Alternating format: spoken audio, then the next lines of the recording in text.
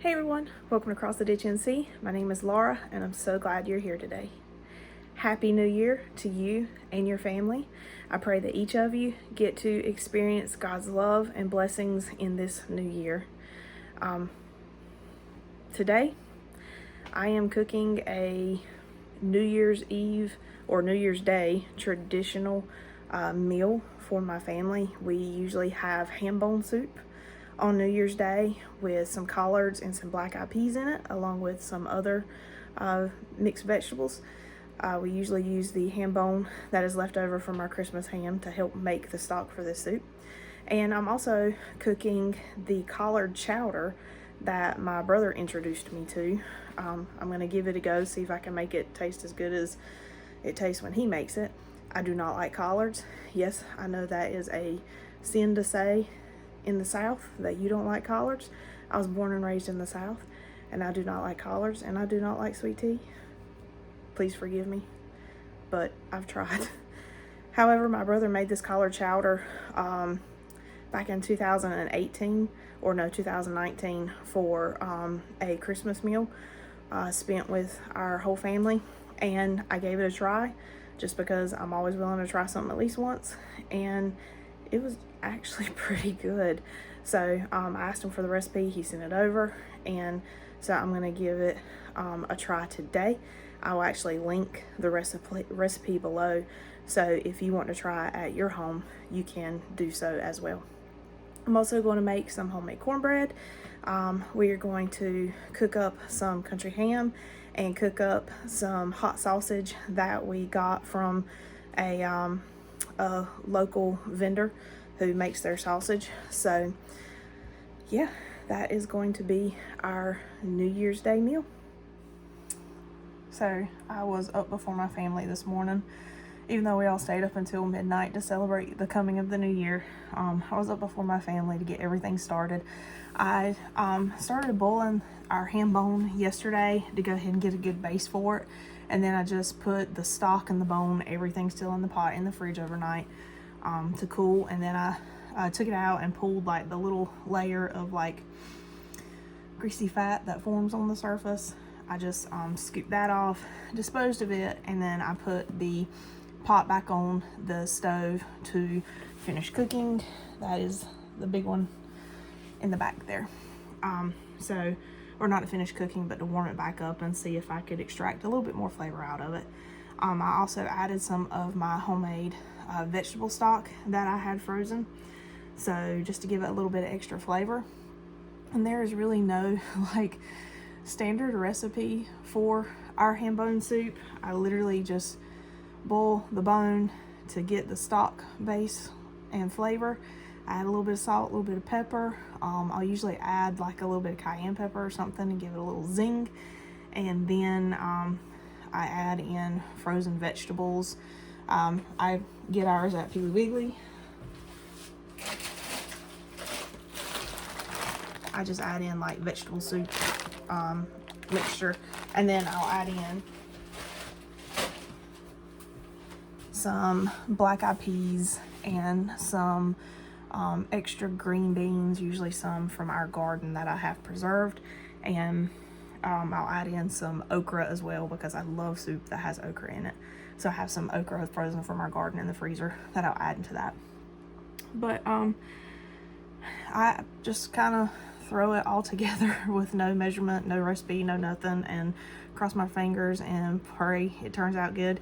It usually does. Most soups, as long as you have a really flavorful stock base, throwing in the rest of the veggies and stuff is just an add to it, and your soup will taste pretty good at that time.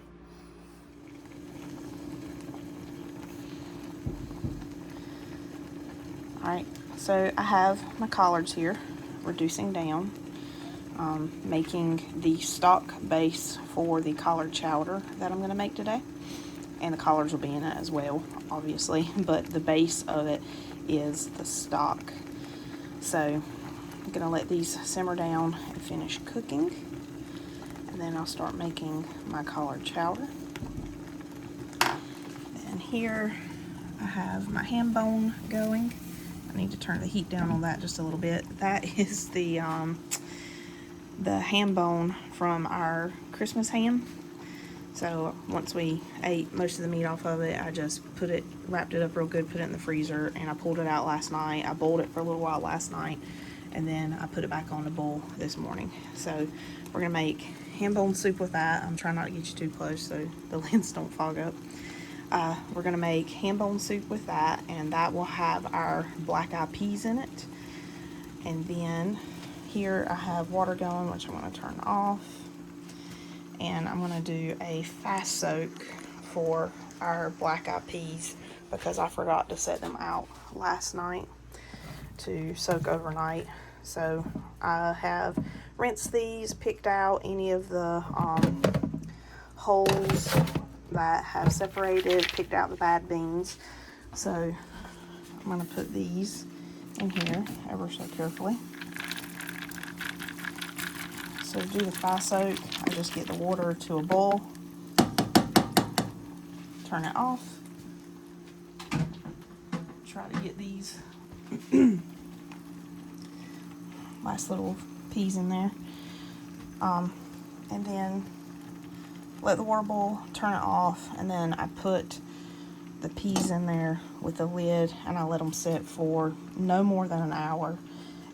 When I do the boiling water method, it usually takes like 30-45 minutes, and they'll poof right on up, moisturized, and then I'll just throw them into the Hambone soup. But I will bring you back shortly once we start putting everything together. I'm coming in here trying to see if I dropped anything on the floor. I don't have anything yet. Alright, so here I have the stock base for our Hambone soup. Like I said, I boiled the bone for our Christmas ham, and there's a little bit of meat left on it. So I boiled the bone and the leftover meat, and I have scooped out all that I can get out. And I added some vegetable stock that I had made and had in the freezer. I added some vegetable stock into it. So now I'm going to add my veggies. I'm going to add a can of diced tomatoes, some extra okra, maybe some green beans, and then I'm going to, once this ham kind of cools off a little bit, I'm going to go through and peel off some of the meat pieces and add it back in, so it'll be a meaty soup.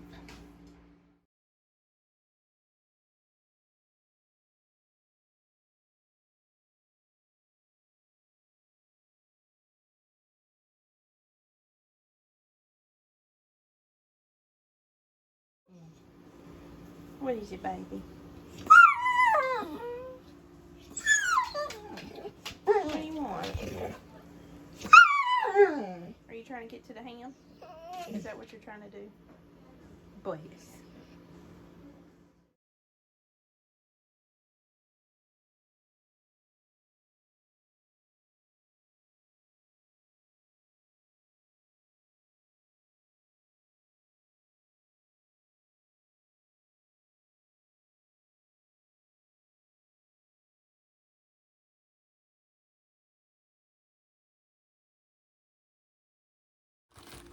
If this is not something you're currently doing, I encourage you to do it. It reduces food waste. I've always hated throwing away the different parts of vegetables that go unused, or a lot of times I would put them into compost. But as you are cutting up onions, celery, carrots, broccoli, potatoes, any of the unused parts, the skins, the peels, any of it, garlic, anything you cut up, have you a little gallon-sized freezer bag in your freezer and throw the remnants of your veggies into this bag and keep it in the freezer, and when the bag gets full, boil it down in a pot of water and you can make your own vegetable stock. That's what I'm using in my Hambone soup. I added some of our homemade vegetable stock in it. And then the cool thing about that is once you boil these veggies down, then you can take the cooked leftover veggies and then just throw it in the compost, and then it'll feed your garden so you can grow more veggies later on. But in here I have potato peels. I don't know if you can see it because of the glare. Potato peels, onion skins, onion tops, carrot peels, bits of celery, celery tops. I've got broccoli stalks in here.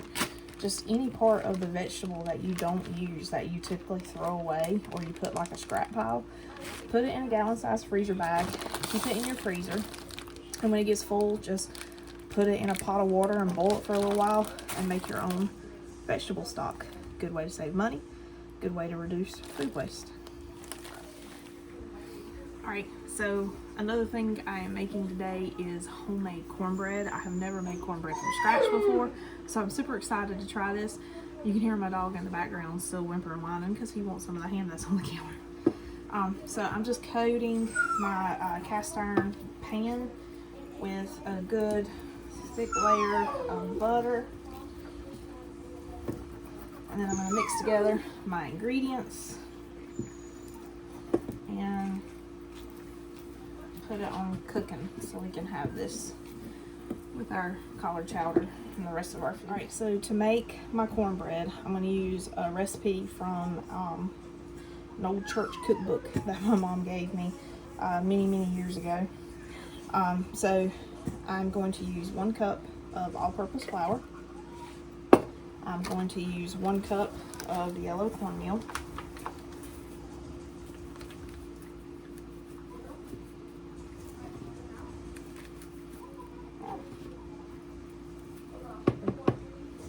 Alright. Then I'm going to use a 1/4 cup of sugar. Look at my recipe, make sure I do it right.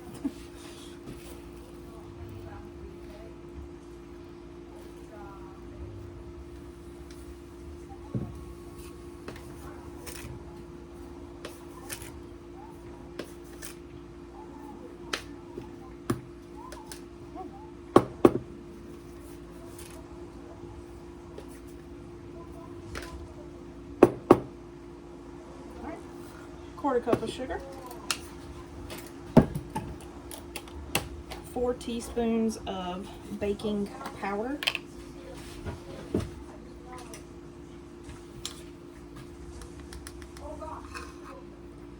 1, 2, 3, and 4. And then a 1/2 teaspoon of salt.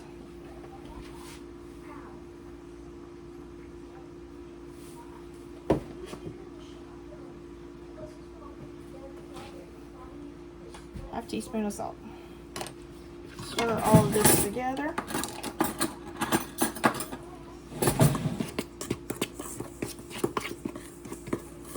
So in another bowl, I'm going to put a cup of milk, 1 egg, and then a 1/4 cup of cooking oil.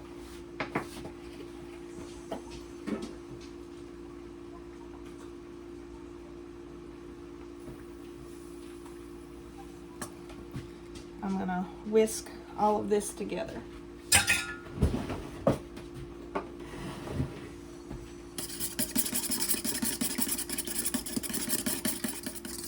Alright, so now I'm going to take my wet ingredients and stir them into my dry ingredients.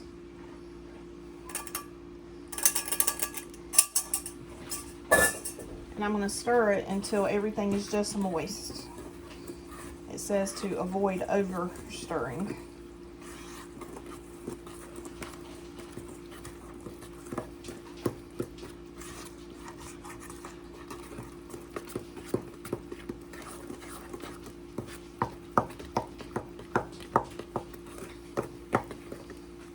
Hear my soup sizzling in the background. My Hambone soup is boiling pretty good right now. Try to get these lumps. There we go. Alright. And then I'm going to pour it into my pan wherever I put it. There it is. My buttered cast iron pan. I'm going to pour it in here.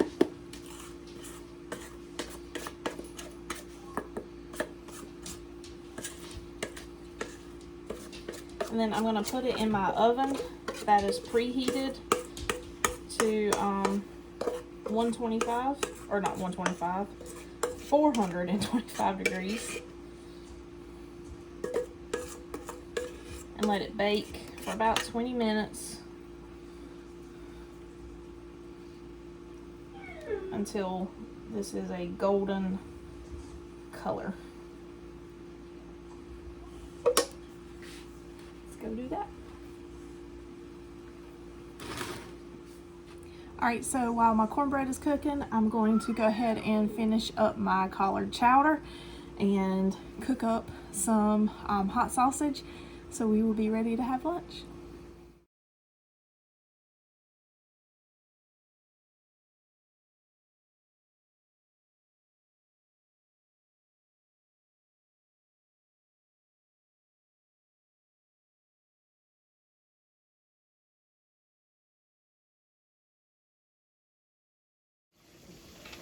You still snooping around? Just want to show you guys the progress. There's the Hambone Soup still a-going. Overflowing a little bit, but it'll boil down. I have some homemade fries going for the kids. There goes my Collards soup. Haven't added the collards with cream in yet, but just getting those potatoes tender. And then our hot sausage from a local. Ooh, how about that thing? It's going to be delicious. And our cornbread. I get my camera clear. There we go. And our cornbread.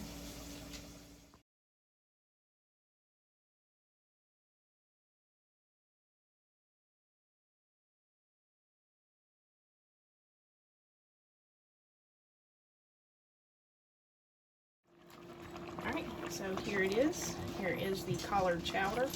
Just going to let it reduce just a little bit more and then it will be ready to go. And then our Hambone soup. So we are ready to eat in just a minute. Well, lunch is done. Everyone is happily in a food coma. Here's hoping that traditional Southern New Year's Day meal brings a lot of luck to our family this year. I've got to go back in and clean up the mess I made cooking that food. But just wanted to wish everyone the happiest new year possible.